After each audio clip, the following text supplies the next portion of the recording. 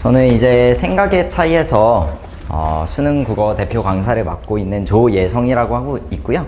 지금 고3 수능반 진행하고 있고, 고2반은 이제 작년에 이제 한 9월, 8월 정도에 시작을 했었고, 그때부터 이제 생각의 차이에서 강사를 하고 있습니다.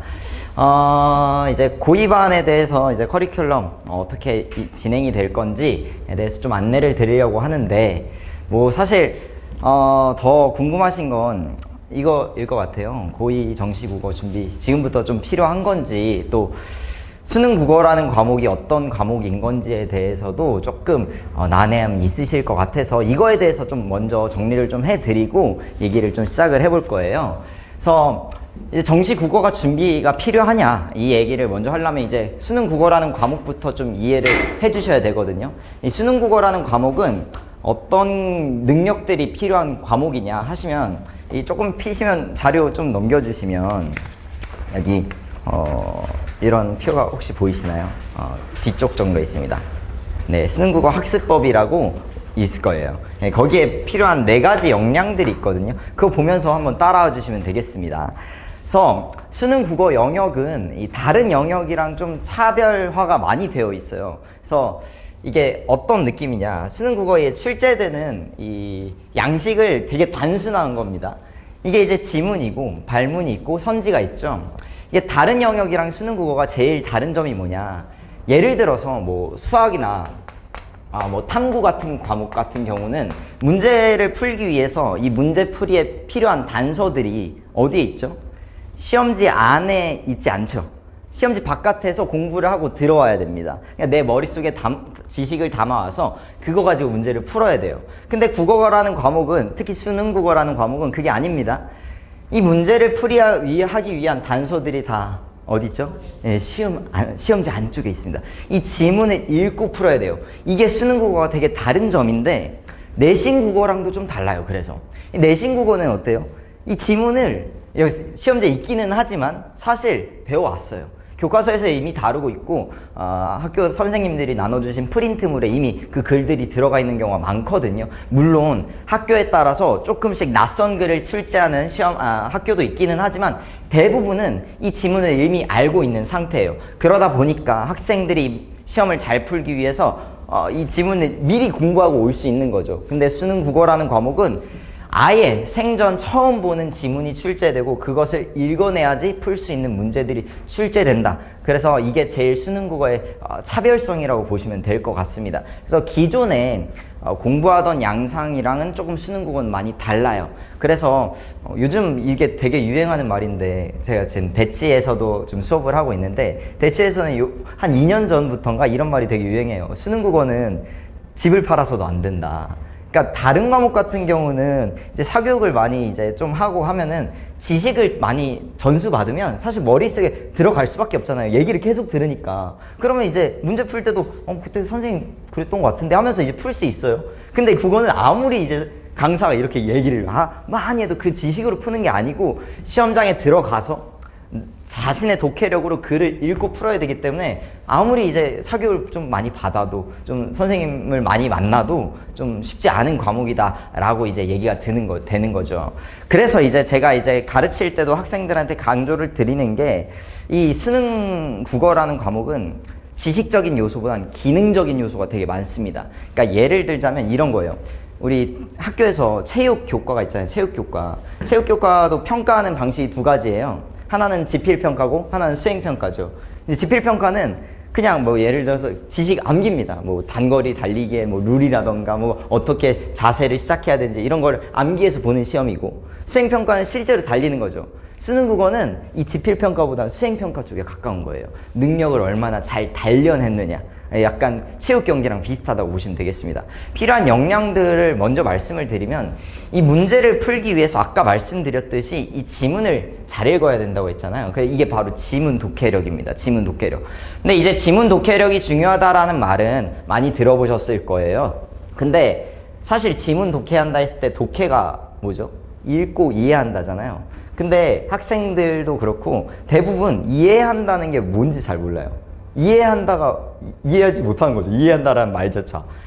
이게 제가 예시를 하나 드릴 건데, 제가 이제 수능에 출제됐었던 어떤 한 문장을 써드리겠습니다. 한번 읽어보세요.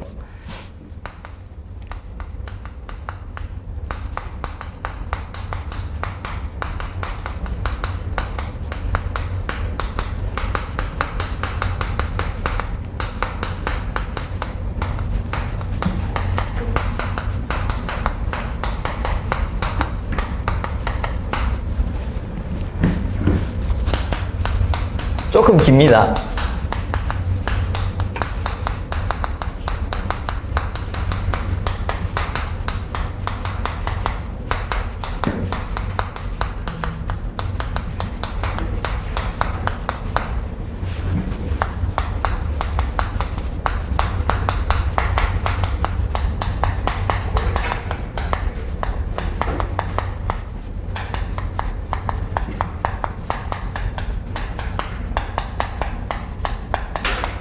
자, 이게 수능에 출제됐던 문장이에요. 한번 읽어보세요. 시간 잠깐만 드릴게요.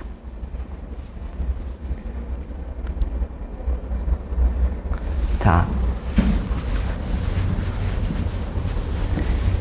독해가 됐다면 어떤 거냐? 독해력을 판단할 수 있는 기준은 이겁니다. 방금 어떤 문장이었죠? 설명해 보세요. 외우라는 게 아니에요. 어떤 내용을 담고 있는 문장이었는지 설명할 수 있으면 돼요. 설명이 안 되는데요? 그럼 독해가 안 된 거예요. 설명이 돼요. 저는 이제 무슨 문장이 쓰였는지, 어떤 말을 했는지 설명할 수 있어요. 그럼 독해가 된 거예요. 이게 애들이 국어에서 가장 좀 힘들어하는 게 뭔지 아세요?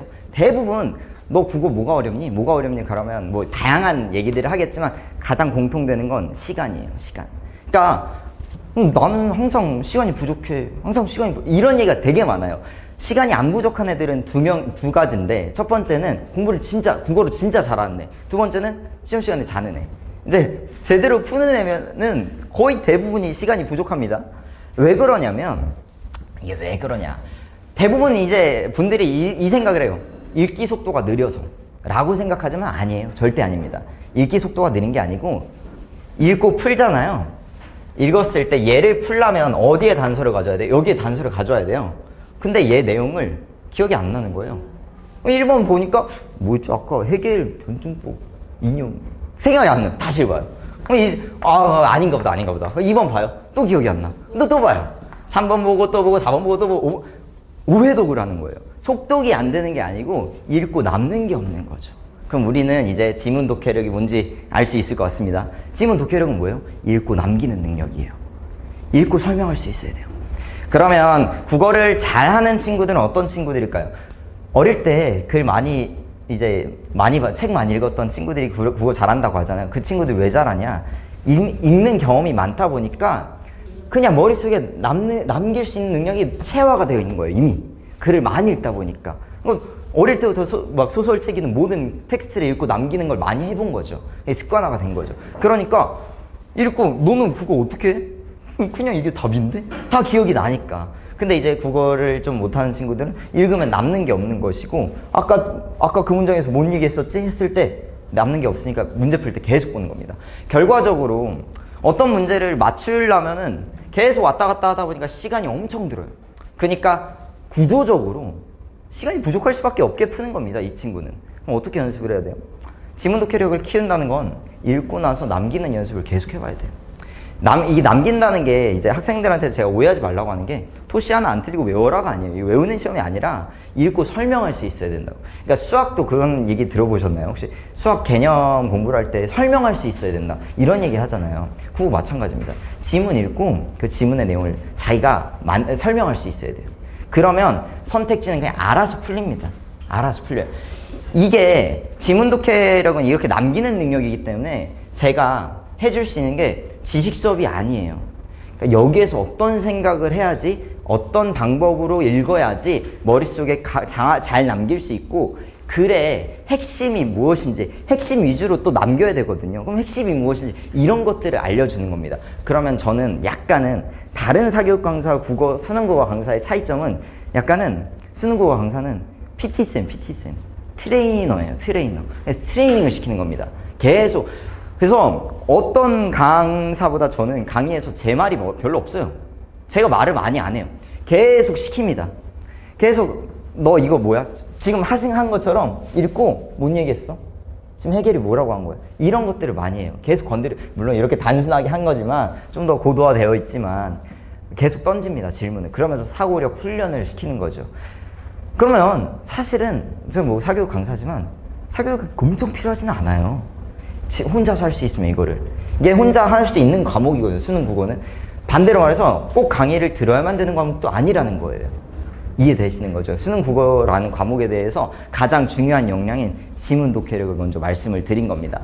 자, 두 번째는 이 지문 독해력 당연히 제일 중요한데, 제일 중요한 거가 이제 지문 독해력인데, 두 번째로 중요한 건 이 지문을 읽고 나서 그다음 이제 문제를 풀어야 되잖아요.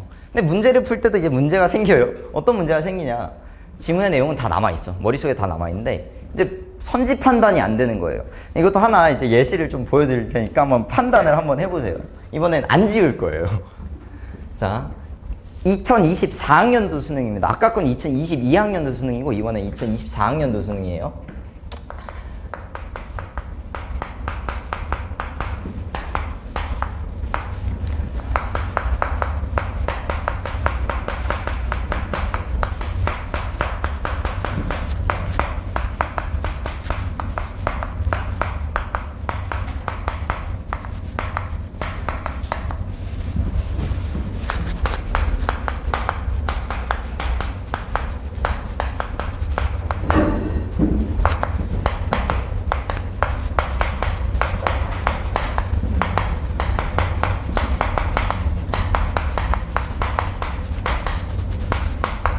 자, 이게 지문에 있었던 문장입니다.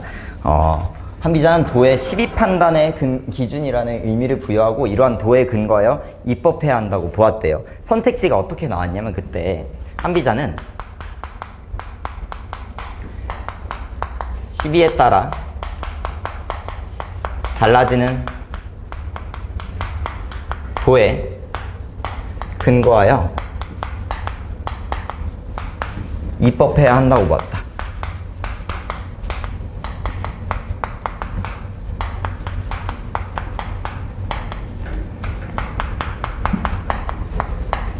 참고로 여기 제가 하나 빼먹었는데 한비자는 가변적인 도라고 되어 있습니다. 가변적인 도. 자, 이 선지가 올바른 선지일까요? 틀린 선지일까요? 혹시 한번 오 적절할 것 같다. 틀릴 것 같다. 모르겠다. 손이 없다.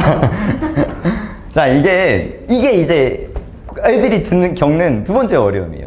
지문을 읽고 나서 지금 써 있잖아요. 위에 있잖아요. 머릿속에 안 남겨도 왔다 갔다 할 수 있거든요. 근데 봐도 모르겠어. 봐도 애매하죠. 그러니까 항상 애들이 하는 두 번째 말이 뭐예요? 국어는 항상 선지가 두 개가 남아. 애매해. 이런 거예요. 이게 왜 그러냐면 우리가 논리적인 그 판단, 논리적 추론의 기준이라는 것들이 있는데 그런 기준들이 마련이 안 돼 있으니까 항상 약간 어감으로 가려고 하는 거죠. 물론 이런 어감이 논리적 센스가 좋은 애들은 이게 판단이 조금씩은 되는데 훈련이 안 돼 있으면 이게 빠릿빠릿하지 못해요. 제가 설명을 해드릴게요. 일단 이건 의심의 여지가 없어요. 도에 근거해서 입법하자는. 문제는 여기거든요. 예. 요거는 도에 따라 시비 판단을 달리 하자는 거잖아요. 그럼 도가 기준이에요. 도에 따랐을 때 시비가 옳고 그름이거든요. 옳은 거고 도에 따르지 못하면 그른 거예요. 그러면 시비에 따라 달라진 도가 아니라 도에 따라서 시비가 달라지겠죠. 선우가 반대되어 있네. 그래서 틀린 선지예요. 근데 이걸 봐도 지금 시간을 되게 넉넉히 봐도 어려운데 이거를 한 20초 내에, 20초도 엄청 길어요 사실. 한 15초 내에 바로 판단을 하고 넘겨야 되거든요. 그러니까 이게 순간순간 훈련이 안 되어 있는 친구들은 계속 애매한 겁니다. 또 여기서 그럼 2번이야 4번이야 2번 4번 2번 3번 왔다 갔다 계속 하다가 또 시간 끌리는 거죠. 결과적으로 역시 구조적으로 시간이 부족할 수밖에 없는 풀이를 하고 있는 것이다 라고 말씀을 드릴 수 있겠네요. 그래서 두 번째로 필요한 역량이 바로 이 지문 독해력에 이은 선지 판단력입니다. 선지 판단력. 그러니까 지문의 논리와 선지의 논리를 정확하게 비교할 수 있어야 돼요. 그러니까 국어를 잘하게 되는 순간 국어는 절대 애매한 과목이 아니라는 걸 알게 돼요. 지문의 논리와 선지의 논리를 잘 비교하지 못하니까 애매하다고 생각이 드는 것 뿐이지 제대로 된 논리가 갖춰 있으면 명확하게 출제됩니다. 그렇잖아요. 이 수능 그 국가기관인데 되게 애매한 문제를 뭔가 마음에 드는 문제 이런 식으로 내는 게 아니라 명확한 기준이 있을 거란 말이에요. 그래서 이런 것들에 대한 기준이 마련이 돼 있고 훈련이 되어 있어야 되는 과목이다 라고 말씀을 드릴 수가 있겠습니다. 근데 이제 지문도 캐력과 선지 판단력이 거의 대부분이에요. 근데 이것만으로도 조금 부족한데 아까 말씀드렸지만 학생들 부분적으로는 용어를 모르는 경우도 있어요. 네, 시비랑 선생님 왜 시비 거세요? 약간 이렇게 이해하니까 시비가 옳고 그름 모를 수 있다고. 그러면 이 시비를 모르면 그냥 아예 아무것도 안 되는 거잖아요. 이게 세 번째인 어휘력입니다. 어휘력. 어휘력이 없으면 당연히 우리가 이제 영어만큼 뭐 단어를 외워야 되진 않겠죠. 아무래도 한국이니까 알만한 단어들이 나오긴 해요. 그러나 이런 시비랑 뭐 예를 들어서 뭐 목도하다. 목도리인가요? 막 해서 애들이 그러고 대경하다. 이거 어려운 어디거든요. 대경하다. 크게 기뻐하다는 거예요. 또 진짜 좀 작년 6월 모의평가에는 선지에 이런 말 나왔거든요. 피안에 대한 지향을 나타난다. 피안은 이제 속세를 벗어나려는 해탈 비슷한 거거든요. 이런 것도 좀 어려운 단어죠. 뭐 주석서는 경전에 대한 해석서거든요. 이런 단어들을 또 모르면은 이제 지문 읽을 때 뭐지? 알아본가? 이렇게 된단 말이에요. 그래서 어휘력도 더 갖춰져 있어야 됩니다. 물론 어휘력은 약간은 EBS에 도움을 받을 수 있어요. EBS에서 나왔던 어휘들이 조금 수능에 연계되는 경우가 있기 때문에 어휘력도 좀 준비하라 그렇게 할 수가 있다. 이 세 가지만 이제 끝날 줄 알았는데 이제 마지막 하나가 남아 있습니다.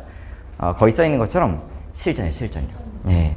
이제 들어보신 적이 있겠지만 국어라는 과목은 수능 국어의 이제 가장 큰 보스입니다. 이 실전력이. 왜냐면 모의고사에서 1등급이 나왔는데 6월 모의고사 1등급이 나왔어요. 수능에서 1등급이 그대로 유지되는 비율이 가장 적은 과목이 국어입니다. 국어는 안정화가 안 돼요. 끝이 안 보여. 수학 같은 경우는 잘하는 친구가 계속 잘하잖아요. 수능 국어는 그게 없습니다. 물론 내신 국어도 잘하는 친구가 잘하는 경우가 있겠지만 수능 국어는 진짜 요동을 엄청 쳐요. 진짜 잘하는 친구도 국어 제일 불안해 이런 얘기를 많이 합니다. 특히 아직 우리는 이제 수능 시험장을 체험해 보진 않았잖아요. 수능 시험장에 들어가면 그 압박감과 긴장감이 장난이 아니에요. 게다가 수능 국어는 1교시예요. 1교시. 그러니까 엄청 긴장돼요. 그 상황에서 진짜 2만 자 넘는 텍스트를 읽다 보니까 순간적인 오동은 발생할 수밖에 없어요. 그러니까 거기서 멘탈 나가면 자자자자작 무너지고 국어 때문에 이제 상위권 기준으로는 국어 때문에 재수한 친구들이 거의 대부분입니다. 자기가 원래 모의고사에서 나오던 성적이 안 나오니까. 그래서 이 실전력이라고 하는 것은 평소의 실력을 점수화할 수 있는 능력이에요. 평소에 내가 이 정도 독해력이 있고 판단력이 있고 어휘력이 있어. 그래도 점수로 바로 안 이어질 수 있단 말이에요. 그 훈련도 해야 됩니다. 그 운동이랑 비슷하다고 말씀드렸잖아요. 올림픽 선수들도 뭐 멘탈 케어 이런 거 되게 많이 받잖아요. 올림픽 더 심하죠. 뭐 4년에 한 번 이러니까. 그 멘탈 케어를 해야 됩니다. 차분하게 읽어야 되고 이것도 순간적으로 이번엔 침착하게 잘하자 만으로 되진 않아요. 연습을 엄청 해야 됩니다. 오늘 제가 이제 다음 주에 이제 6월 모의고사가 있기 때문에 오늘 이제 이거 끝나자마자 이제 고3 수업 들어가는데 오늘 6월 대비 모의고사를 해요. 대비 모의고사를 하면서 또 하는 얘기가 제가 실전 운영 원칙 4가지라는 게 있어요. 4가지에 대해서 계속 주입을 시키거든요. 이 4가지를 지켰을 때 결국에 실전에서의 점수가 보장이 되는 거고 4가지 중에 하나라도 무너지는 순간 점수가 적적적적적 떨어질 수 있다. 이걸 계속 강조를 합니다. 수업에서. 그래서 실전력도 무시할 수가 없다. 이 4가지 역량이 수능 국어에서 필요한 역량들이고 이론적으로 말을 했을 때는 수능 국어는 이 4가지 역량이 완벽하게 갖춰지면 만점입니다. 더 이상 공부할 게 따로 없어요. 이 4가지 역량만 갖춰진다면 뭔가 따로 EBS나 이런 것도 부가적인 수단이에요. 아까 말씀드렸지만 EBS는 이 어휘력을 채워주는 배경 지식을 채워주는 도구지 그 자체로 그걸 공부해야지만 100점이 나온다 이건 아니거든요. 이해되시는 거죠? 그래서 수능 국어가 이런 과목이다라는 것 정도 말씀드린 거고 또 넘어가서 제가 이제 그러면 아까 말씀드렸던 게 고2 이제 국어가 필요한가에 대해서 말씀드렸는데, 제가 생각하기에 고2부터 필요가 없는 친구들은 어떤 친구들이냐, 아까 말씀 약간 드렸는데 어릴 때부터 책을 좀 읽었던 친구들. 그러니까 지문이 독해력이 갖춰져 있다. 제일 중요한 건 지문 독해력이거든요. 그러니까 지문을 읽고 남길 수 있는 친구면은 굳이 미리 지금부터는 안 해도 됩니다. 오히려 다른 과목 기반 쌓아주는 게 좋을 수 있어요. 그럼 독해력이 있는지 없는지 어떻게 판단하냐. 어릴 때 책을 읽었던 친구도 독해력이 없는 경우도 있긴 하거든요. 어떻게 판단해요? 아까 한 것처럼 하면 돼요. 지문을 하나 읽게 시키고 뭐 적정 시간을 하고 물어보는 거예요. 설명 한번 해봐라. 설명이 판단이 안 돼도 쫙쫙쫙 나오는 애가 있고, 단어만 뭉뚱그리는 애가 있어요. 변증법, 해결, 이념, 이 단어만 뭉뚱그리는 건 읽은 게 아닙니다. 그러니까 단어가 잔상에 남은 것 뿐이죠. 그럼 설명을 못하면 독해가 안 된 것이다. 이렇게 판단을 하시면 돼요. 만약에 근데 이런 게 좀 설명이 잘 안 된다 싶으면 이때는 이제 아무래도 좀 지금에서라도 이 경험을 많이 쌓아야 돼요. 그래서 두 가지 할 수 있는데, 혼자 하신다면, 혼자 공부할 때는 계속 이거 위주로 하셔야 돼요. 문제를 풀잖아요. 문제를 풀면 지금 당장은 우리가 인간이니까 상처를 좀 받잖아요. 틀리면 공부하기 싫어져요. 그러니까 문제 푸는 거에 너무 집중하기보다는 문제는 고3 올라가서 풀어도 돼요. 지금은 기반 만드는 겁니다. 기반 어떻게 만드는? 지문 읽고 설명하는 걸 스스로 할 수 있는 친구는 스스로 시키고, 같이 뭐 부모님이 도와주셔도 되고, 아니면 이제 학원 와서 트레이닝을 받으셔도 되고, 이렇게 하시면 되겠다.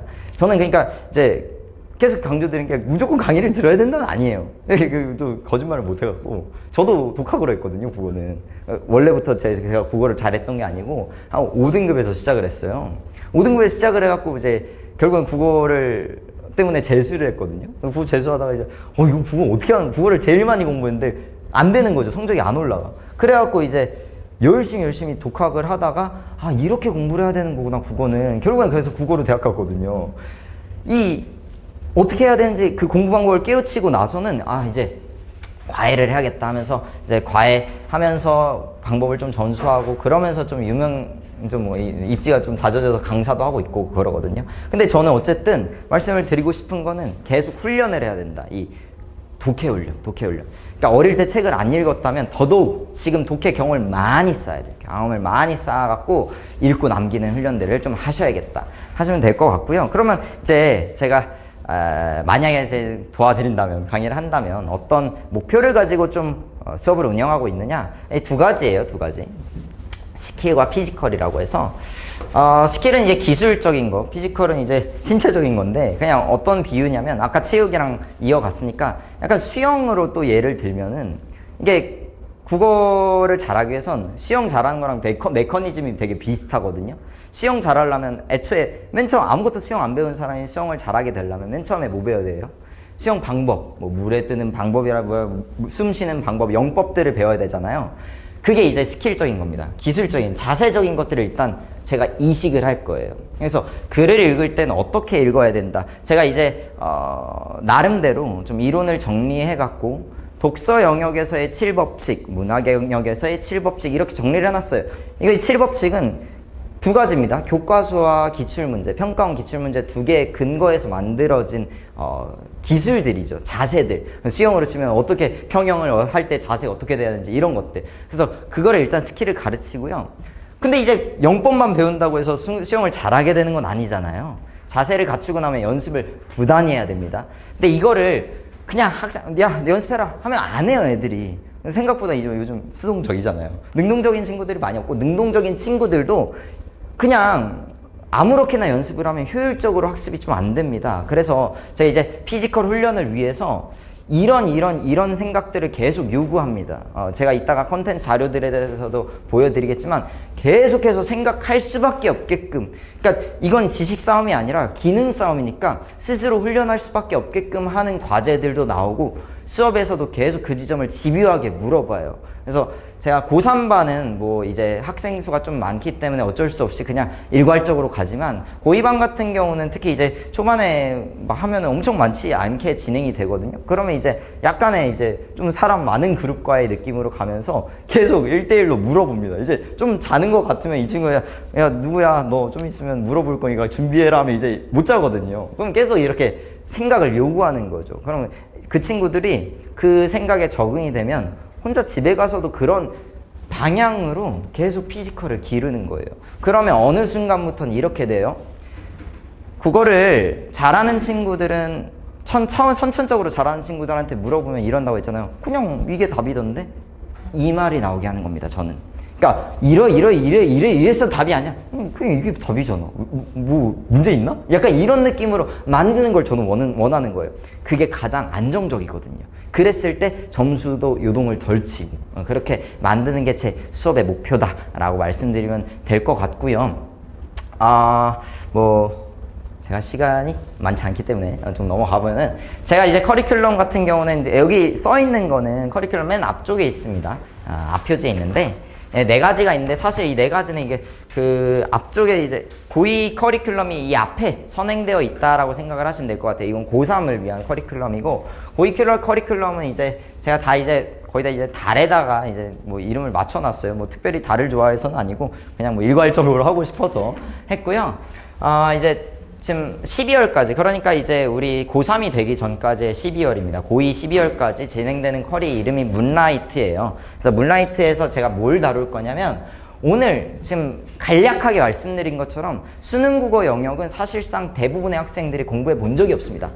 그러니까 국어는 공부했지만 수능 국어는 공부해 본 적이 없어요. 내신 국어랑 수능 국어는 다른 과목이에요. 사실상 아예 다른 과목이에요. 거의 공통되는 게 많이 없어요. 그래서 수능 국어라는 과목 자체를 제대로 알고 있어야지 공부를 시작할 수 있거든요. 제가 아까 간단하게 말씀드렸지만 정말 이건 간단한 거고, 영역별로도 되게 뭐 특수적으로 중요한 것들이 있고 이런 것들을 알려드릴 거고, 범영역적으로 영역을 초월해서 공통되는 성질들 이런 거 다 알려드릴 겁니다. 그래서 결국에는 국어에서 가장 큰 문제인 시간 부족과 애매함, 이 두 가지 문제를 해결하는 게 목표예요. 아까 말씀드렸듯이 지문을 읽고 머릿속에 안 남아, 이거 해결할 거고, 지문을 읽어서 내용이 머릿속에 있는데도 판단이 안 돼, 이런 문제 해결할 거예요. 두 가지 문제 해결할 겁니다. 그래서 시간이 부족하네, 애매하네, 이 두 가지 문제를 해결하기 위해서 짜여진 기초 커리큘럼이다 라고 생각을 해주시면 될 것 같고, 다루는 문제들은 뭐냐면, 사실 이제 제가 혼자 공부한다고 하면은 독해 훈련을 할 때 가장 좋은 글은 두 가지가 있어요. 두 가지. 혼자 훈련할 때 좋은 글은 두 가지. 첫 번째는 교과서입니다. 교과서. 너무 진부한 얘기긴 한데, 교과서에 있는 글들이 굉장히 좋은 글들이 많잖아요. 박사님들이 쓰시니까 그 수능 출제도 이제 교수님들이 쓰시거든요. 그럼 글적으로, 서술 패턴적으로 일치하는 게 좀 많아요. 물론 교과서가 훨씬 더 친절은 하지만 어쨌든 거기에 있는 글들을 읽다 보면 독해 훈련도 되고, 제일 좋은 건 뭐냐면 아까 말씀드렸던 어휘력 측면이 많이 해결돼요. 교과서에 나타나는 어휘나 배경지식들을 학습하면, 그러면 교과서 학습할 때 이제 국어만 하면 배경지식 학습에 그렇게 도움이 안 됩니다. 국어는 이제 문학용어로 하는 거고, 독서, 배경지식 공부를 하려면 사회나 과학 교과서를 보셔야 돼요. 사회나 과학 교과서. 그래서 교과서는 그냥 서점 가서도 있습니다. 교과서 뭐 예스24에서 주문하실 수도 있고, 교과서 보고 읽고 남기는 훈련 하시면 제일 좋아요. 거기 확인 문제 풀면은 그 확인 문제가 결국에는 발전해 갖고 국어 문제가 객관식 문제가 되는 거거든요. 거기서는 주관식으로 쓰여 있는 것 뿐이고. 그래서 교과서를 하시면 좋은데, 이제 학생들한테 교과서를 하라고 하면 안 해요. 재미없다고. 그래서 두 번째가 뭐냐면 평가원 기출문제인데, 기출문제 중에서도 최신 기출문제는 그닥 추천하지 않습니다. 이유는 두 가지인데, 첫 번째는 어려워요. 너무 어렵습니다. 평가원 기출문제가 이제 2017학년도를 기준으로 압도적으로 되게 많이 어려워졌어요. 그러면서 2022학년도에서도 많이 어려워졌고, 2024학년도에서는 문학까지도 엄청 어려워졌습니다. 이게 뭐 정치적으로 관련된 게 좀 있기는 한데 그건 이제 넣어두고, 제일 이제 관련이 큰 거는 영어입니다. 영어. 이제 이전에는 영어가 절대평가가 아니었어요. 상대평가였습니다. 그러니까 언어적으로 물어볼 수 있는 영역들을, 기능들을 국어에서도 물어봤지만 영어에서도 물어봤어요. 근데 영어가 절대평가가 된 후부터는 이걸 제대로 물어볼 수가 없습니다. 영어에서 옛날 엄청 어려운 문제들을 지금 내는 건 말이 안 돼요, 잘. 그러니까 국어에 다 몰빵된 거죠, 난이도가. 애들이 거의 국어에다가 투자를 많이 하고. 그러니까 이때부터 많이 어려워져갖고 최신 기출 문제들, 특히 2022학년도는 또 엄청 난이도가 펌핑됐기 때문에 요즘 문제를 바로 접해버리면 아까 말씀드렸듯이 공부하기 싫어집니다. 계속 틀리거든. 너무 어려워서. 물론 선생님 저는 잘 맞던데요.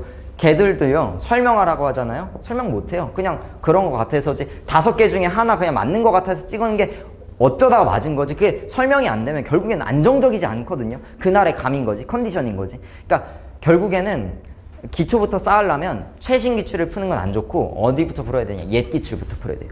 옛 기출부터. 옛 기출은 상대적으로 많이 쉽기도 하고 지금 와서 배경 지식이라고 불리는 요소들을 지문에서 많이 설명하고 있어요.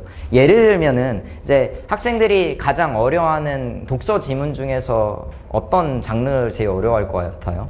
문과생들은 과학기술이 어렵다고 하고 이제 이과생들은 이제 인문철학이 어렵다고 하는데 둘 다 어려워하는 과목은 장르는 경제입니다. 경제. 경제는 대부분 어려워요. 왜 어려울까요? 이런 걸 모르거든요. 환율이 나오면 머리 터져요. 그냥 바로. 환율이랑 금리 간의 관계 물으면 뭔지 몰라요. 환율이 금리가 뭐야? 물가가 뭐예요?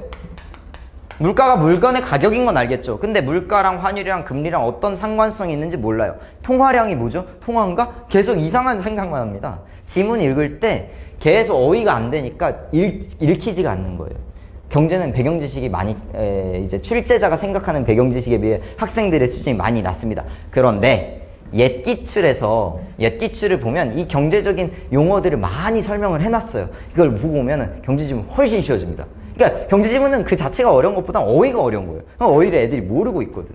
그래서 이거를 옛 기출에 있고 경제뿐만이 아닙니다. 과학 기술도 그렇고 인문 철학도 그렇고 지금 어려워진 것들의 씨앗은 다 옛 기출에 있어요. 거의 어휘적으로. 그걸 공부하고 오면은 지금 읽을 때 한결 수월합니다. 한결. 요런 단어들도 다 옛 기출 보면은 거기에서는 설명이 다 되거든요. 뭐 경상수지 이런 것들도.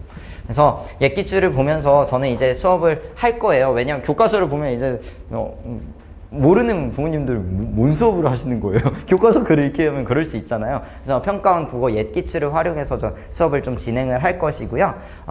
분석을 한다는 것은 그냥 단순히 풀이하는 것을 넘어서 계속 약간 분석이라 써놨지만 훈련을 시킨다는 거예요. 그냥 문제를 풀고 끝내는 게 아니라 계속 사고로 유도하고 그리고 그 안에서 물론 고3보다는 좀 덜 하지만 출제 포인트, 그러니까 평가원도 어쨌든 인간들이 내는 문제들이잖아요. 패턴이란 게 있습니다. 그러니까 어쩔 수 없이 출제자의 패턴이란 게 있기 때문에 이 옛 기출부터 계속 이어지는 서술자의 서술 패턴이라던가 출제자의 출제 패턴, 그러니까 이런 것들도 사실 지금 보시면 처음 보니까 어려운 거지 이런 뭐뭐에 따라 가지고 선호 뒤집는 건 엄청 많이 나오거든요. 그러니까 이걸 모르고 있으면 이 논리적 구조를 모르고 있으면 판단이 빨라지지도 않고 정확해지지도 않고 계속 애매한 거거든요.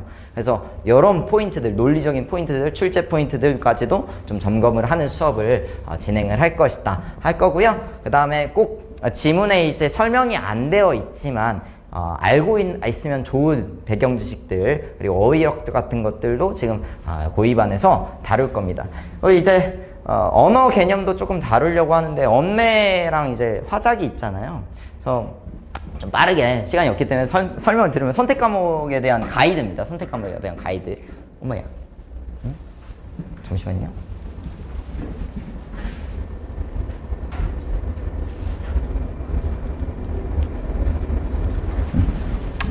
선택 과목은 지금 현행 이제 수능 체제가 2027학년도까지는 지속이 됩니다.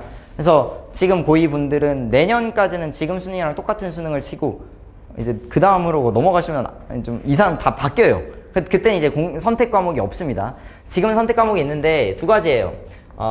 독서랑 문학은 공통적으로 보는 것이고 선택은 두 가지로 나뉘는데 아시겠지만 언매랑 화작이 있습니다. 화작이랑 언매가 있는데 다들 좀 관심 있으시면 들어보셨죠? 어떤 느낌인지는. 언매가 어렵습니다. 그런 대신에 등급 컷이 낮아요. 어렵지만 등급 컷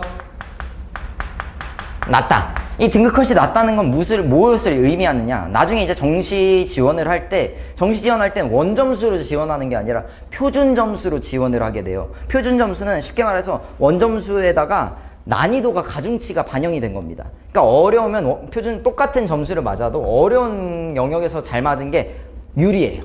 똑같은 점수에서도 가중치가 붙어주니까. 그러니까 기본적으로 이제 공부를 좀 잘하는 친구들은 언매 쪽으로 가고 조금 아닌 친구들은 화작 쪽으로 가는 경향이 있긴 하지만 무조건은 아닙니다.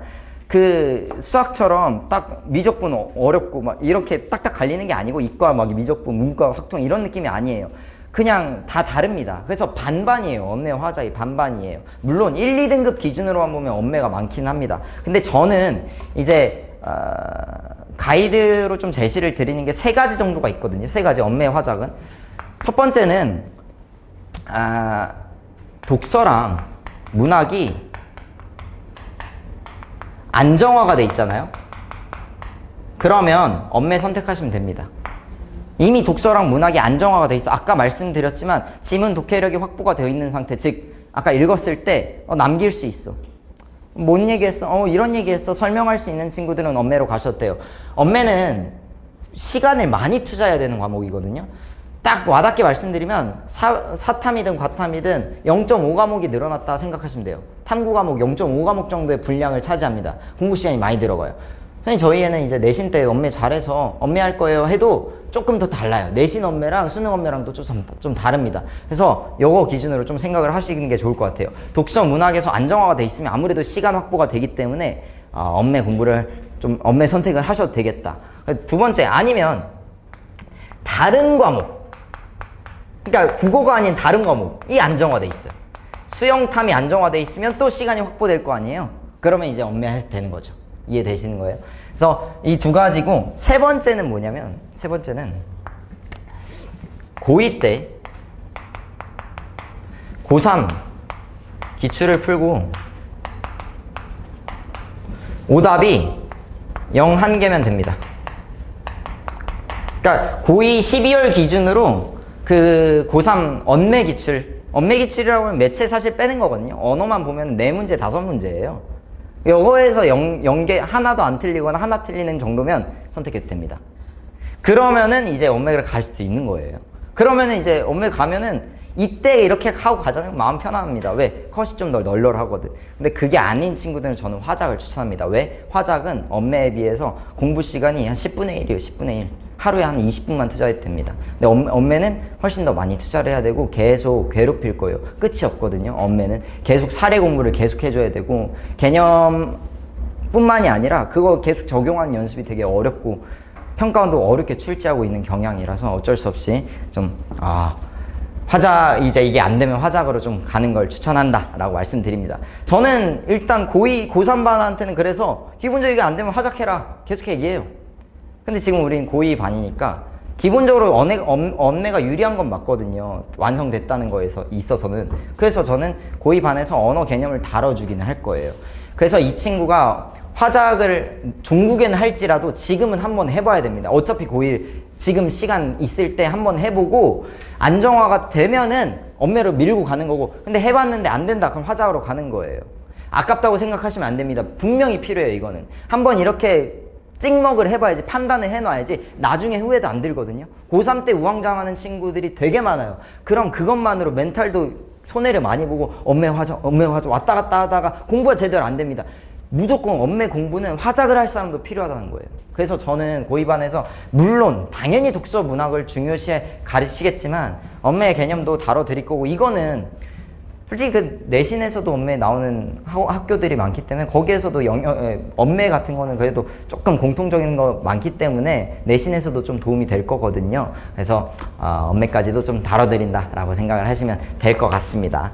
그래서 이렇게 보시면 될 것 같고, 뭐 이후의 커리큘럼은 뭐 고3 올라가서 뭐 초월이라던가 뭐 체화 뭐 이런 것들이 있습니다. 지금 이제 진행하고 있는 건 뭐 뉴문이라는 시즌 진행하고 있고요. 고3은. 그래서 뭐 콘텐츠 자료 말씀드리면 중앙교재에서 저는 이제 매주 교재가 나가고 있고, 물론 고2 반 같은 경우는 옛 기출로 나갈 겁니다.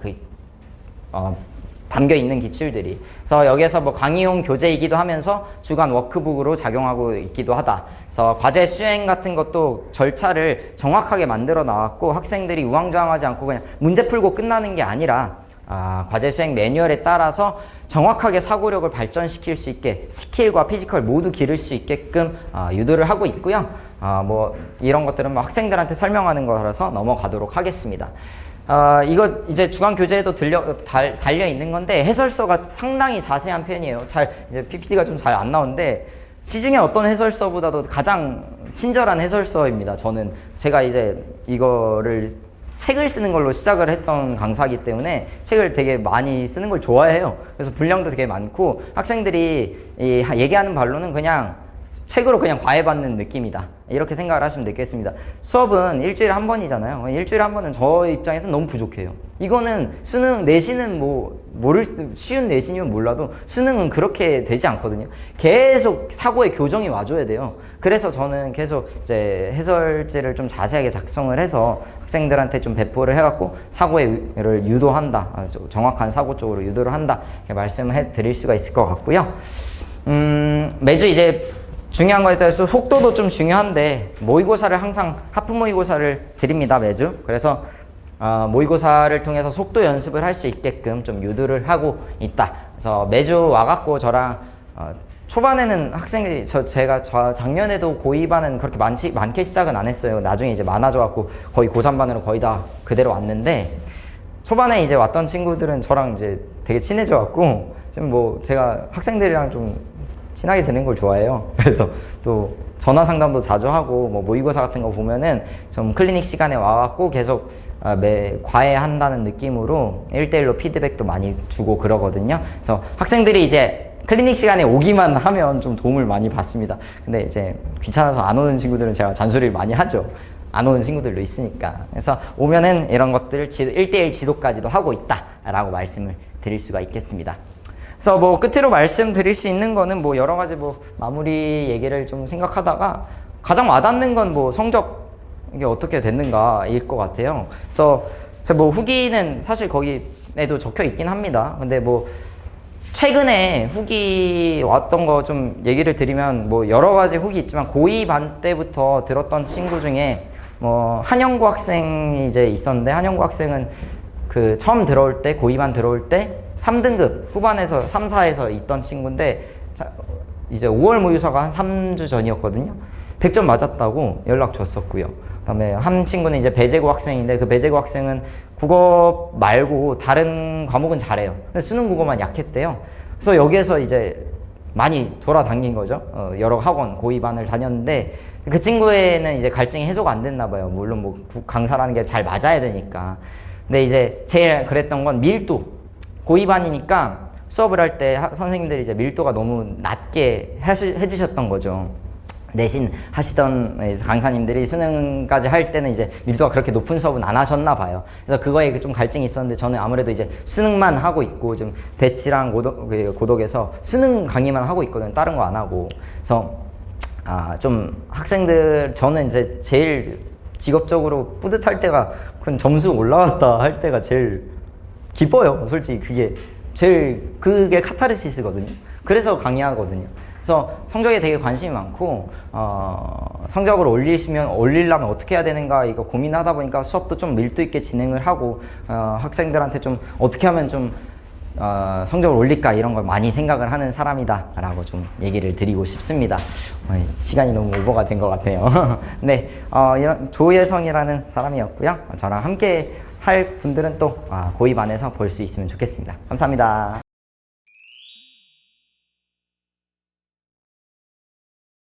생각의 차이 수능 영어 강사 김도환입니다. 먼저 뭐랄까 나름 임팩트 있는 말을 좀 준비를 해봐가지고요. This isn't about knowledge, it's a word of perspective. 지식에 대한 이야기가 아니라 관점에 대한 이야기다 라는 뜻이에요.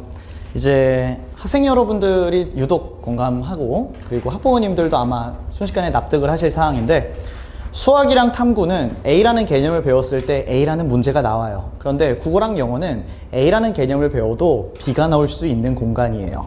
그러다 보니까 아무리 많은 지식이 있다 하더라도 바뀌는 것에 대응할 수 있는 관점이 조금 더 중요한 영역으로 잡힙니다. 이거는 제 강사 슬로건인데 학생들이 감에 따라 영어에 접근하지 않았으면 좋겠고요. 이성적으로 접근했으면 좋겠어요. 그래서 감에 따라 성적이 올라갔다 내려갔다 하는 게 아니라 원하는 이 성적을 만들었으면 좋겠습니다. 저는 이제 김도환이라고 하고요. 연세대학교 영어인문학과에 나왔고 현재는 송도에서 이투스 247에서도 이제 영어과 팀장을 맡고 있어요. 그리고 현재 생각의 차이에서는 대표 수능 영어 강사로 일하고 있고 이투스북 연간 검토단에 매년 참가하고 있고 강사로서 학생들한테 되게 중요하게 여기는 세 가지 가치가 이론적인 완결성, 그리고 시험에서 쓸 수 있는 실전성, 그리고 학습 안정감. 특히나 솔직히 말해서 요새 입시에서 영어는 좀 서브 과목으로 많이 빠져 있는 상태예요. 그런데 또 영어를 2등급 이하로, 미만으로 맞게 되면은 입시, 특히 정시에서는 그렇게 좀 불리한 위치에 있다라고 일반적으로 이야기를 많이 해요. 그러다 보니까 아이들이 2등급까지 만들어줘야 되는데 입시에서 영향력이 그렇게 크진 않다 보니까 효율적으로 학습할 수 있게 만드는 게 가장 중요합니다. 현대 이제 정시 영어판에서는. 그래서 학습 안정감을 그냥 꾸준히 애들이 학습을 했었을 때 조금씩 성적이 올라가네, 이대로 해도 괜찮을 것 같아 감을 주는데 주력하고 있습니다. 그래서 오늘 이제 이 설명회의 가장 주된 테마, 고2 정시 반을 모집을 하는데 이 중에서도 특히 더 일찍 모집하는 반의 속성을 가지고 있어요. 그래서 제가 여러분들한테 오늘은 크게 세 가지 항목으로 나눠서 설명을 해드릴 것 같고요. 하나는 이제 컨셉, 수업은 어떤 방향을 나아갈 것인가, 그리고 시스템, 어떻게 강좌가 운영이 될 것인가, 그리고 컨텐츠, 어떤 컨텐츠들이 운영이 될 것인가, 이 세 가지로 설명을 해드리도록 할게요. 이제 컨셉트에 앞서서 수능 영어는 내신 영어랑 정말 많이 달라요. 그래서 이제 내신을 정말 잘하는 학생들도 수능 영어에서는 3등급이 뜨는 경우가 허다하고요. 반대로 수능 영어가 1등급이 뜨고 있는데 내신에서는 3등급이 뜰 수도 있는 게 이 괴리가 굉장히 큰 영역 중에 하나입니다. 그러다 보니까 수능 영어에서 우선 어떤 것들을 배워야 하는가, 요에 대한 이야기를 먼저 짚고 넘어갈게요. 처음에 말씀드렸듯이 이제 수학과 탐구 같은 경우에는 이제 흔히 개념형 학습이라고 불러요. 1단원을 한 70% 배워놨으면은 3등급에 가깝게 성적이 잡힌다라고 볼 수 있을 거예요. 그런데 국어랑 영어 쪽에서는 정말로 이제 과감하게 얘기해서 10시간을 공부해도 성적에 직접 반영이 안 되는 과목이기도 합니다. 특히 이제 국어를 좀 공부를 한 학생들한테서 많이 공감을 사는 이야기예요. 10시간을 해도 20시간을 해도 제자리인 것 같다라는 거. 이게 접근 방식 자체가 조금 아쉬워서 그런 건데, 이렇게 있는 어떤 요소가 반영되어 있는지 모르는 상태가 아니라 반대로 먼저 틀을 나눠 놓은 다음에 얘네들의 수준이 올라갔을 때 종합된 게 감아 올라가겠지의 학습 방향으로 설정을 해줘야 돼요. 그래서 이제 저도 사교육계에 몸을 담고 있지만 사교육계 강사들 중에서 좀 안타까운 이야기가 종종 들리는 게 뭐냐면, 특히 이제 초, 중 쪽에서 그 내신 강조를 엄청나게 하는 학원에서 많이 얘기하는 건데, 단어를 막 우리 학원에서는 1000개, 2000개를 외운대요. 그런데 학부모님도 꼭 아셔야 될 게 1등급인 학생들이 모의고사에서 모르는 단어가 상당히 많은 편이에요. 근데 뚫어내요. 그러니까 단어가 안 중요하다라는 건 아니지만 단어는 일부 요소라고 봐야 돼요. 실제로 이제 뭐 해외에 오래 살다가 온 학생들이 있다라고 했었을 때 영어를 영어 자체로 받아들일 수가 있겠죠. 굳이 뭐 한글 뜻을 모르는 것들도 있고 영어를 영어로 받아들이는 것들도 있겠죠. 그 친구들 같은 경우에는 단어 수준이 그렇게 높지는 않다라고 볼 수는 있기는 해요. 근데 대신에 문장 쪽의 능력이 워낙 좋아서 단어를 모르더라도 뚫어낼 수 있는 능력이 있는 거예요.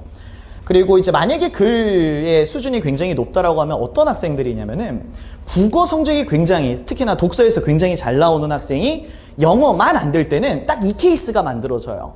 단어가 약하고 영어 문장 해석하는 능력이 떨어지고, 근데 글은 대략적으로 알겠어. 그러다 보니까 이 친구들의 학습 방법은 통상 슥 읽고 대략 이런 얘기하는 것 같아. 근데 내가 왜 이걸 골랐는지 모르겠어. 해설지를 봤는데 뭐 이럴 수도 있는 것 같아. 근데 어디를 고쳐야 할지 모르겠어. 이게 흔히 얘기하는 감독회의 문제점이긴 합니다.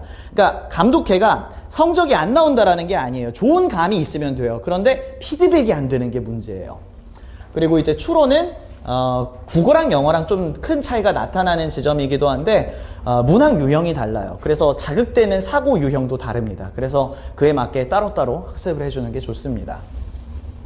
그래서 이제 제 커리큘럼에서는 크게 요렇게 좀 넓게 이제 나눠놨는데, 우선은 고2반은 여기만 이제 생각을 하면 괜찮습니다.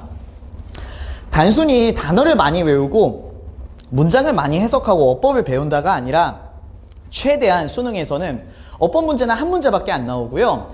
대부분의 글들은 이해하는 방향으로 초점이 잡힙니다. 그래서 단어를 외운다라고 했었을 때 100개 단어를 아는 사람들 중에서 평가원에서 많이 나올 수 있는 단어군들을 외운 사람들이 조금 더 유리한 포지션에 있게 돼요. 그래서 이제 첫 번째로 단어도 의미를 어느 정도 추려서 외울 필요가 있는데 수능형 의미에 가깝다라는 거는 추상적이고 보편적이고 학술적이고 전문적일 가능성이 높아요. 왜 그러냐면은 이제 평가원이 출제하는 방식이 그들이 글을 직접 적지 않아요.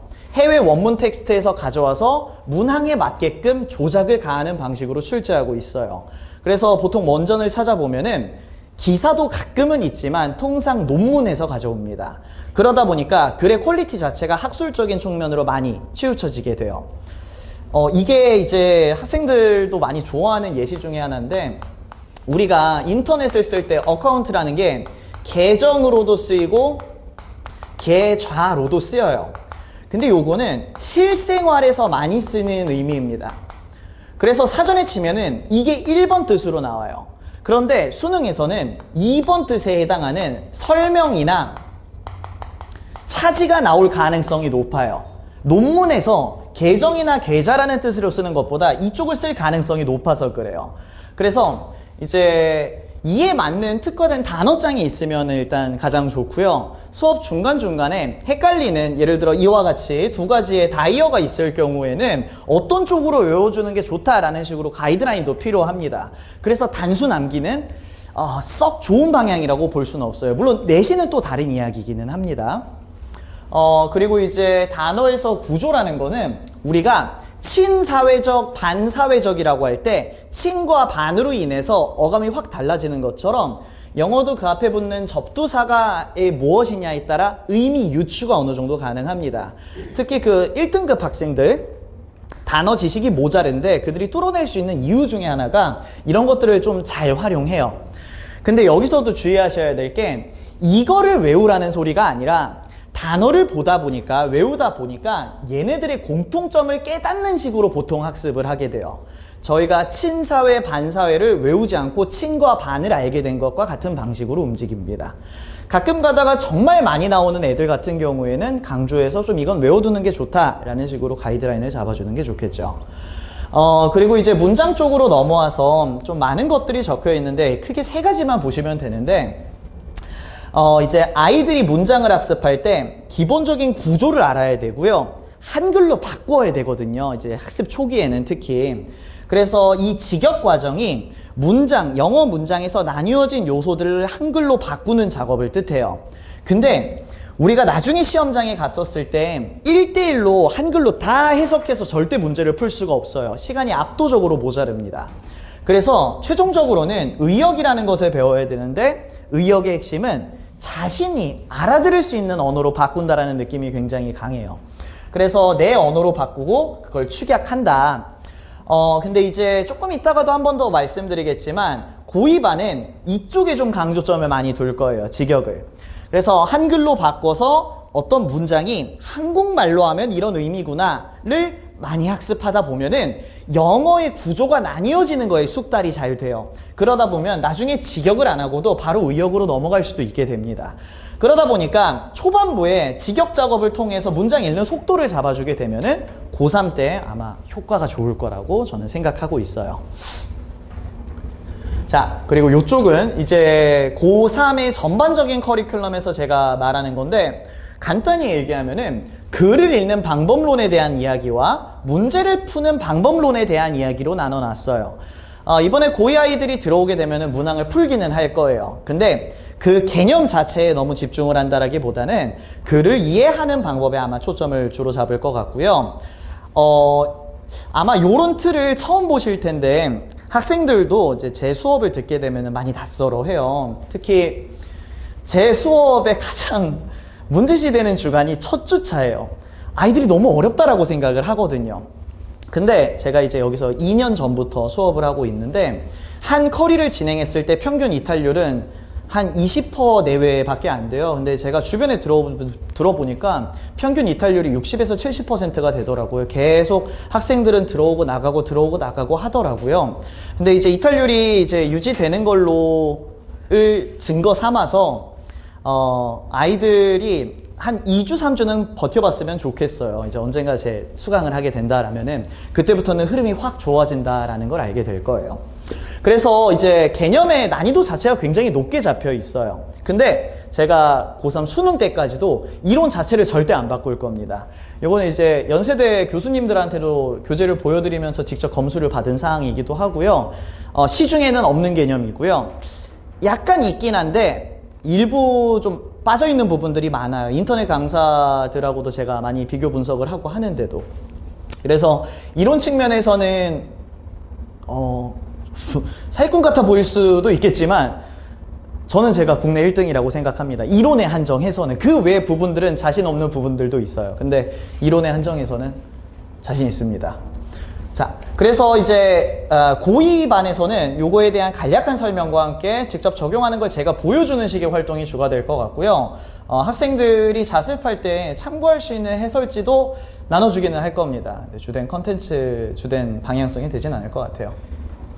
자, 그래서 우리가 컨셉트에 대해서 첫 번째로 알아야 될 게 수능 영어에서 배워야 할 것, 그리고 현 시점이 만약에 내년도 2027학년도 수능을 준비한다라고 했을 때 현 시점이 가지는 의미가 무엇인가, 그렇다면 현재 학생들이 집중해야 되는 건 무엇인가에 대한 추가 사항도 들어두시는 게 좋은데, 요거는 이제 아이고 좀 잘 안 보이네요.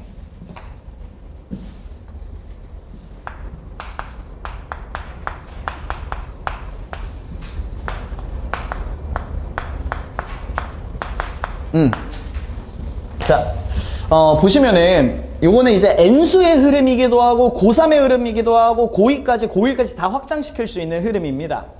단순히 그냥 시험이라고 보시면 되는데요. 우리가 시험을 멀리 뒀었을 때 학습이 주가 될 겁니다. 그리고 시험에 가까워졌을 때는 시험의 직전 대비적 성격이 많이 올라가기 시작할 거예요. 그래서 수험생활 초기에는 학습의 축이 높게 잡혀 있다가 점점 내려가고 시험 당일, 시험 전날에는 시험 자체에만 초점을 잡고 있는 게 맞겠죠. 그리고 이걸 성적의 선으로 치환을 하면은 우리가 수험 초에는 학습을 중점 잡아서 최대한 풀 수 있는 문항 자체를 넓게 잡아야 됩니다. 그래서 학습의 축은 최고점을 보통 담당해줘요. 얼마나 많은 문제들까지 뚫어낼 수 있는가. 그런데 시험 상황으로 돌입하게 되면은 아이들한테 문제점은 제한 시간이 걸려 있다라는 점이에요. 그래서 시험의 직전 대비는 이 제한 시간을 어떻게 활용할 것이며 내가 시간 안에 최저점을 어떻게 올릴 것인가가 주된 고민이 됩니다. 그러면은 고2 얼리 스타트 시점은 이 수험 초에서도 수험 초에 가까워요. 그러다 보니까 그렇게 베이스를 강조를 할 수밖에 없게 돼요. 절대 지금 당장의 성적이 중요하지가 않아요. 결국에 중요한 건 수능이다 보니까 장기적으로 봤었을 때 최고점이 얼마나 많이 올라갈 수 있는가, 이 지점을 공략해야 되는 시기라고 볼 수가 있어요. 자, 그래서 이제 고2 정시반 저희가 앞으로 올해 말까지 쭉 진행할 고2 정시반이 갖는 의미는, 그리고 제가 준비 중인 방향성은 고2 수준의 컨텐츠를 바탕으로 고3의 수능형 개념 학습을 한다라는 걸 주된 초점으로 잡았어요. 그래서 개념 자체의 무게가 상당히 무거운 편인데 쉬운 컨텐츠들로 쉽게 녹여낼 수 있는 방향을 접근해 보려고 합니다. 그리고 아이들이 고3 컨텐츠를 일부 풀게 만들 건데 왜 그러냐면은 이 고2 컨텐츠랑 고3 컨텐츠 사이의 격차가 너무나도 커요.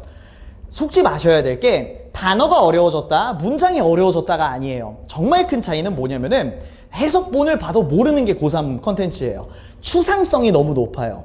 같은 밥이라고 표현을 할 수 있는데 신진대사라고 표현을 할 수 있는 곳이 고3이에요. 그만큼 글의 난이도 자체가 올라가게 돼요. 그래서 고2 컨텐츠로 개념을 배운 다음에 고3에는 어떻게 적용이 될까? 와, 이거 너무 어려운데? 내가 이해를 못하면 어떻게 접근해야 되지의 트리거를 만들어주고 싶어요. 그래서 이제 일종의 동기부여도 같이 될 수 있게끔 해보고 싶고요.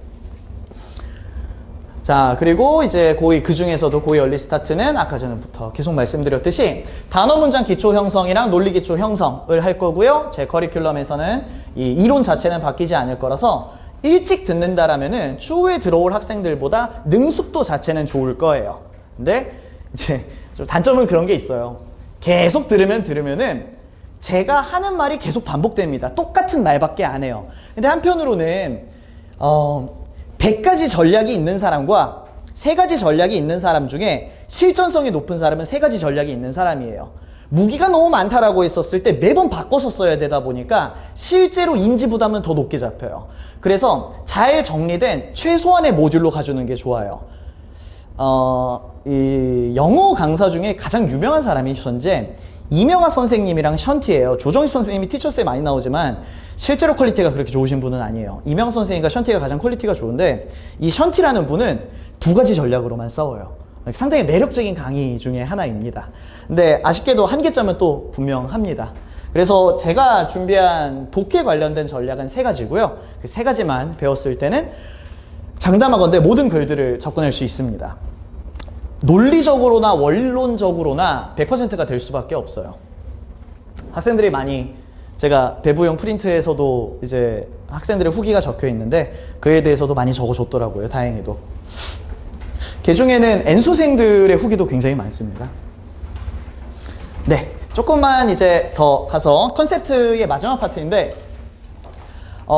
이제 국어랑 영어에 대한 수강을 결정하실 때 단순히 이제 저에 대한 이야기뿐만 아니라 조혜선 선생님에 대한 이야기이기도 할 것 같아요.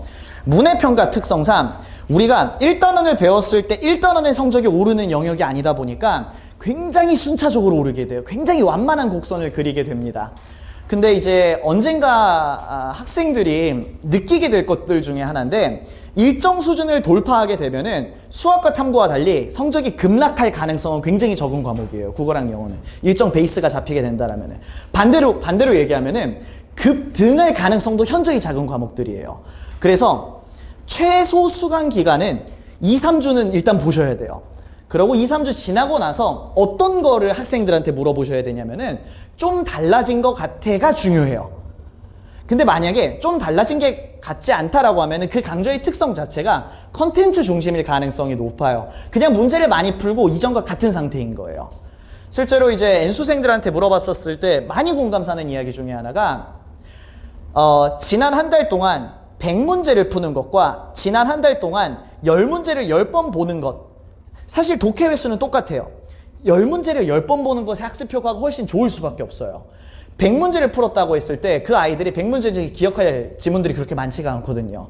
근데 10문제를 10번 보면서 굉장히 좋아지는 건 뭐냐면은 글이 예측이 돼요. 그러다 보니까 구조를 학습하게 돼요. 근데 이 구조 자체는 쓰는 사람들의 특성상 어느 정도 패턴이 유지가 됩니다. 그러니까 10번 보는 게 훨씬 더 학습 효과가 좋을 수밖에 없어요.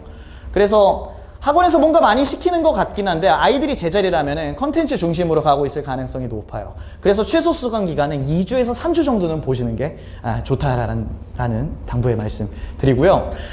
그러다 보니까 장기간 학습 할 수밖에 없고요. 제가 너무 자신감이 넘쳤나 봐요. 또 이걸 적어놨네요. 넘어갈게요. 자, 두 번째로 넘어가서 이제 시스템, 어떻게 강좌가 운영이 될 것인가에 대해서 말씀드릴 텐데 크게 3가지 축을 보시면 될 것 같고요. 잠깐만 제가 나눠드린 배부용 프린트에 9페이지를 보시면은 맨 마지막에서 두 번째 페이지를 보시면은 이제 QR코드가 있어요. QR코드 상단에 있는 거는 제 강사 소개의 페이지고요. 좌측 하단은 반, 제가 실제 운영하고 있는 반이 어떤 식으로 학습 관리가 운영되는가를 보여드릴 수가 있고요. 우측 하단은 학생들의 개인별 페이지예요. 그래서 이 학생이 숙제를 얼마나 진행했으며 클리닉은 어떻게 진행이 되고 있고 뭐 과제는 뭐가 있고 학습자료 영상 강의 거기다 다 올려드립니다. 학부모님들도 보실 수 있어요. 그리고 이제 수업을 시작하고 나면은 학부모님들한테는 조금 죄송한 말씀일 수도 있기는 하지만 이건 제 교육관하고 관련이 있어서 학생들한테 먼저 물어볼 거예요. 학부모님과 공유를 해도 괜찮은가? 그래서 이게 수능은 워낙 장기간의 합격이다 보니까 진짜 중요한 것 중에 하나가 스트레스 관리가 워낙 중요해요. 이제 우리가 한 2달, 3달 공부하다가 말 게 아니라서 아이들이 학원에 오는 것 자체를 최대한 즐길 수 있게 만들어줘야 돼요. 그래서 아이들이 혹시나 그 부모님한테 공유하는 것에 대해서 너무나 큰 거부감을 가지고 있을 경우 제가 여러 번 물어보긴 할 거예요. 큰 거부감을 가지고 있을 경우에는 저는 공유하지 않을 겁니다. 이게 아이들한테 안 좋아요, 결국에는. 그래서 이제 먼저 그렇게 설문조사를 진행하고 이제 아이들의 동의를 구했을 경우에는 직접 나눠줄 거예요. 이제 학부모님들께. 그래서 이제 뭐 해설지라든지 그런 거 다 직접 보실 수 있을 겁니다. 그래서 크게 세 가지 축 중에서 먼저 이제 정규 수업을 알려드리면은 그 안에서는 단어 학습, 문장 학습, 논리 학습 제가 수업하고 같이 이제 문제 풀고 할 거고요. 그 주차에 맞는 주차별 과제, 개념 배운 거를 그대로 적용시킬 수 있게끔 할 거예요.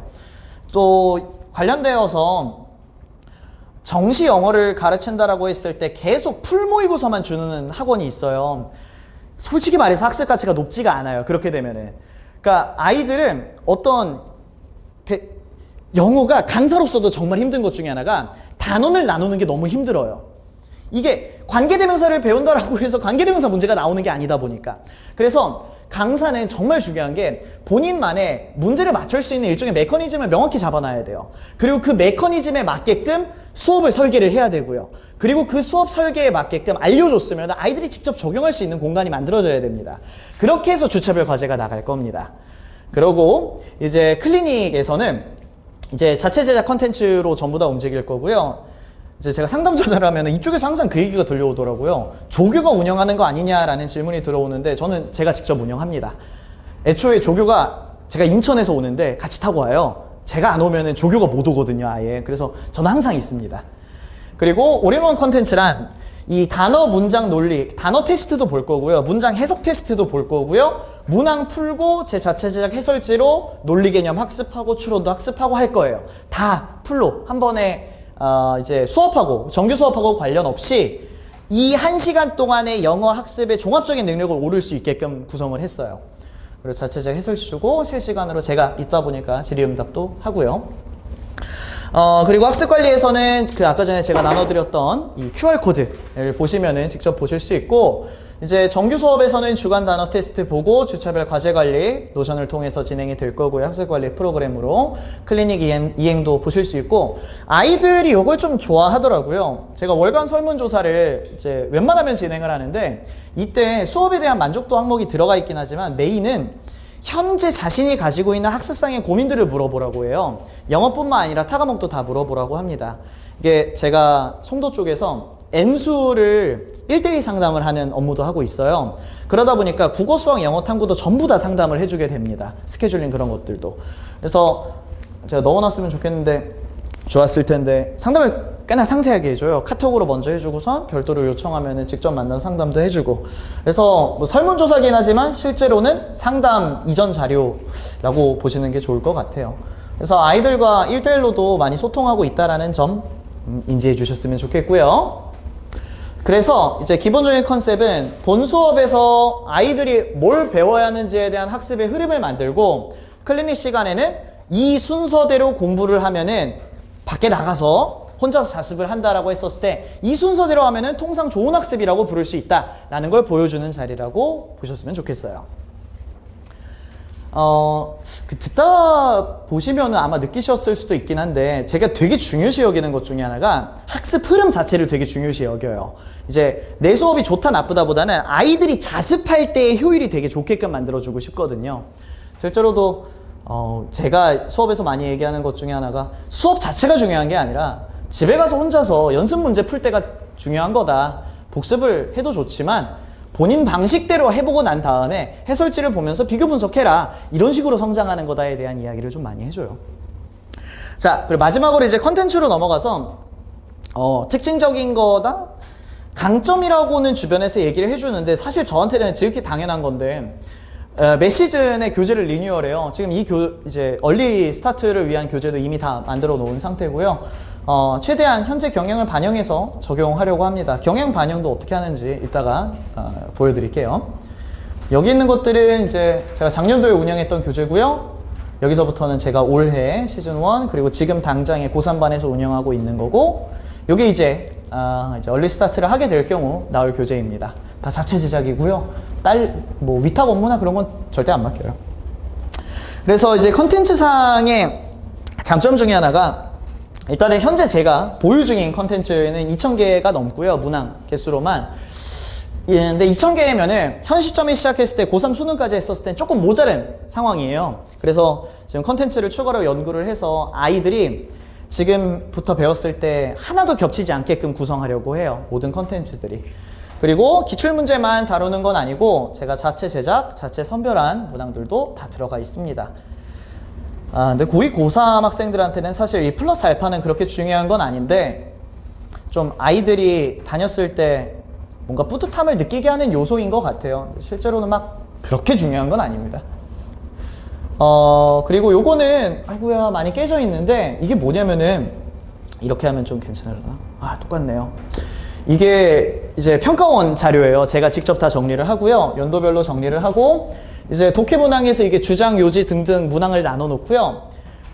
이제 이 글이 어떤 논리를 가지고 있는가를 추가로 정리를 했습니다. 그러고 나서 어떤 식의 사고 과정을 가져야 하는지 아까 전에 보여드렸던 그 틀대로 쭉 정리를 했고 오답률도 반영이 되어 있습니다. 현재 고3에서 나가는 교재가 굉장히 재미있는 교재인데 어떤 식으로 했냐면은 예를 들어 우리가 빈칸을 배운다라고 했을 때 어떤 글의 구조를 가지고 있을 때 유독 더 어려운지 또는 어떤 구조가 많이 나오는지 그리고 어떤 식의 사고 과정을 많이 요하고 있고 어떤 식의 사고 과정이 개입되어야 할 때 어려워졌는지 그런 것들을 분석을 했고요. 이를 바탕으로 전략까지 도출하는 이제 교재를 만들었어요. 전국에 없습니다. 애초에 이런 거를 분석하시는 분이 없어요. 나름의 저는 강점이 될 것 같다라고 해서 준비하고 있었던 것도 맞고요. 총 6년이 걸렸어요. 전체 자료 자체는 2,000개 전부 다 이렇게 정리를 한 상태여서 예를 들어 이런 게 가능해요.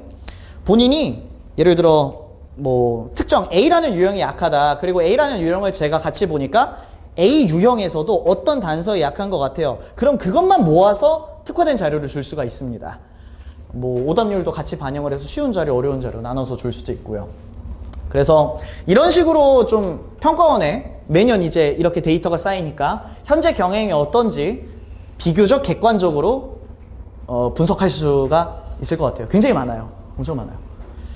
자, 그래서 이제 컨텐츠 상에서 마지막으로 이제 말씀드릴 거는 영상 강의는 당연히 다 제공이 되고요. 온라인 강의로 수강을 하는 친구가 지금 전체 중에 4명이 있어요. 그러니까 학원에 오기가 좀 어려워가지고 영상 강의 찍은 거를 바탕으로 집에서 자습하고 숙제 검사는 저나 또는 조교가 별도로 같이 해주고 질의응답을 하기 위해서 별도 시간에 아이랑 저랑 이제 조율해서 가능한 시간대에 만나서 질의응답 받아주고 이렇게 운영하는 학생이 4명이 있습니다. 그 중에 한 명은 대치에서 넘어온 학생들도 있어요. 그 친구는 제 생각의 차이 유튜브에 올라간 영상 보고 듣고 싶다 하더라고요. 계속 이제 5월 달에 들어왔는데 6월 달에도 수강 연장을 했고요. 시간 확보가 잘 되고 있어서 좋다라는 후기가 들려왔어요. 다행이더라고요. 그리고 이제 이게 아까부터 얘기해서 좀 뭐랄까 지겨우실 수도 있지만 이게 사실 되게 어려운 작업이에요. 보통 문항을 하나 만드는데 15분 이상 걸려요. 해설지 하나를 쓰는데 제가 배부용 프린트해 드린 자료에서도 해설지 예시를 볼 수 있으니까 한번 참고해 주셨으면 좋겠고 한 3페이지, 4페이지쯤에 있는 걸로 보입니다. 하나하나 제가 다 직접 썼습니다. 아이들이 좀 어려워할 수 있는 그리고 학습상에서 좀 집중해야 되는 사항들의 가이드라인을 잡아주고 싶었어요. 시즌 말 복습도 별도로 같이 들어가고요. 자, 우선은 제가 준비한 사항은 여기까지고요. 혹시 질문 궁금하신 사항 있으시면은 하고 마무리하도록 할게요. 혹시 따로 없으실까요? 시작점 수업 진도하고 이게 디테일한 것들은 나중에 학원하고 이야기를 해야 되는 건가요? 수업 진도 관련 사항이요? 시작점하고 그 수업 시간표하고 그거는 일단은 학원 홈페이지에 이미 게시가 되어 있는 상태고요. 저는 금요일 날 운영을 할 거고 6월 13일인가 14일 날 그때부터 운영이 시작될 것 같아요. 그리고 구체적인 커리큘럼은 이제 유형별로 일단 나눠놓기는 했는데, 이제 만약에 강좌를 등록하시게 될 경우에는 국어, 영어 둘 다 똑같습니다. 첫 주차를 무조건 들으셔야 돼요. 그때 이론적인 판을 깔아놓고 이를 바탕으로 다음에 누적식 학습이 가장 효과적인 학습이라서 그래요. 그러니까 매번 할 때마다 OT를 다시 하게 되면은 들었던 거는 또 다시 듣게 되고 이렇게 되다 보니까 처음에 들어오는 게 좋아요, 가장. 그래서 그냥 이거는 원래 말씀드리면 안 되는데 이제 만약에 어떤 학생이 3주차에 들어오잖아요. 그럼 첫 주차 강의를 저는 그냥 들려줘요. 이래야지 이후 학습이 워낙 원활해지기 때문에 그래요. 3주차 학습부터는 제가 앞선 내용들을 얹어서 설명을 하기 때문에 그래서 이 강좌를 들어오실 때는 꼭 첫 주차에 들어오셨으면 좋겠다. 그게 학교 통합이 통합이잖아요. 네. 내신은 어차피 학교별로 되어 있는 거고. 그쵸. 사실 이제 첫 주차에 만약에 못 온다 하면은 영상을 제가 촬영해서 보내드리는 방법도 있고요. 네, 만약에 중간에 들어오면은 아마 드릴 거예요. 제가 1주차를 듣는 게 좋아가지고 꼭.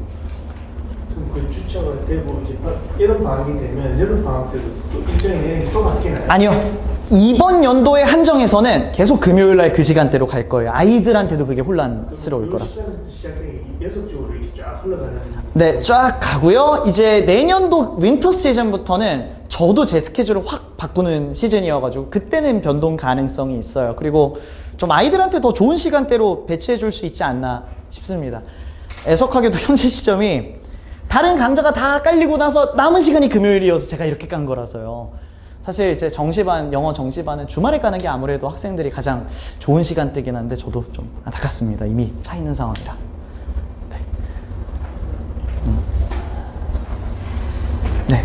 혹시 추가로 질문사항이 없으시면은 당신의 감성적 영어를 이성적으로 만들고 싶어하는 당근이씨의 김도환이었습니다. 감사합니다.